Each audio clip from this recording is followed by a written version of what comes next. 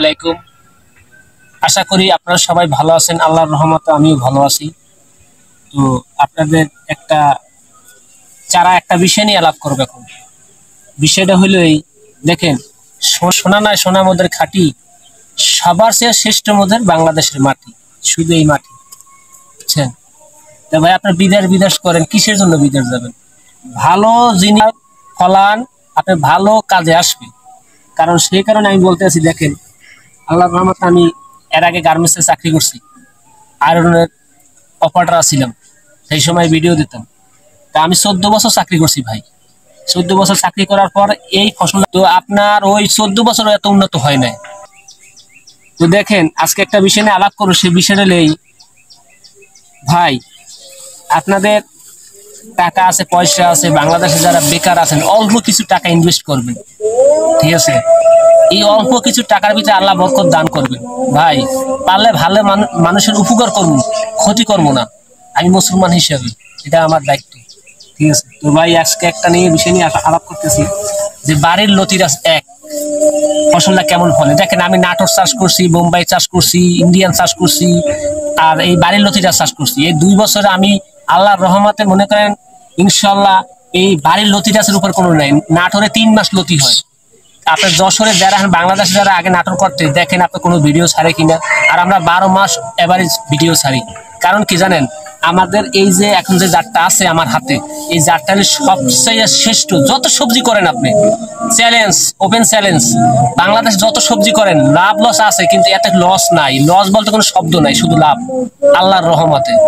কারণ দেখেন, এই সাধারণ একটা এই লতি ছাড়ছে, মনে করেন এই লতিটা দিয়ে ছাড়া এই একটা চারা হয়েছে, ঠিক আছে? এই চারাটা দেন, 1টা 2টা 3টা লতি হয়েছে, এটা শুধু গোড়ায়।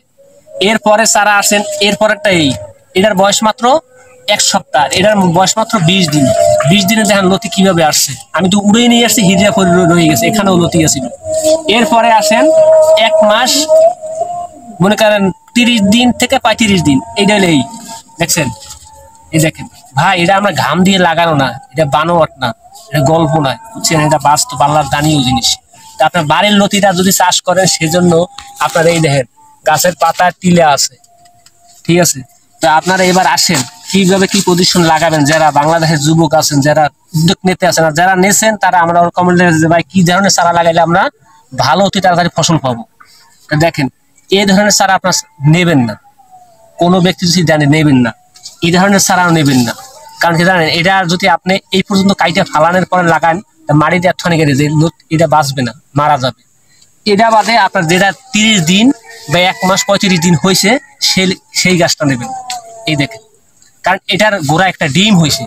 এই ডিমের ওষুধ, এই ডিমের দেখেন, ডিমের পাওয়ারে ও এই পর্যন্ত আপনি যদি গাড়েন আপনার প্যাকের ভিতরে, মাটির ভিতরে, তারপরে এখনই থাকবে।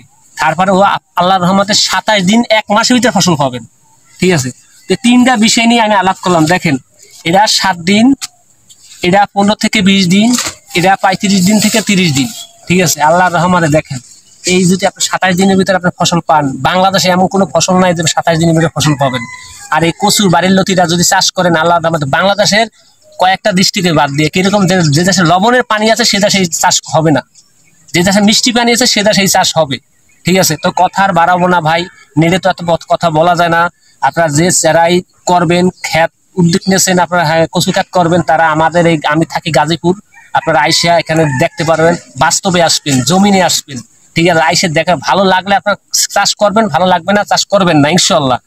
তো আপনারা সবাই ভালো থাকবেন। আর আমাদের লতি দেখেন, আল্লাহর রহমত, আমি সাজানো না ভাই, নাটোরের লতি হয় গোড়ার থেকে, আর বাড়ির লতি গাছের এই দেখেন ডেগার ভিতর থেকে বাইরে, প্রত্যেকটা ডেগার ভিতর থেকে বাইরে, দেখছেন?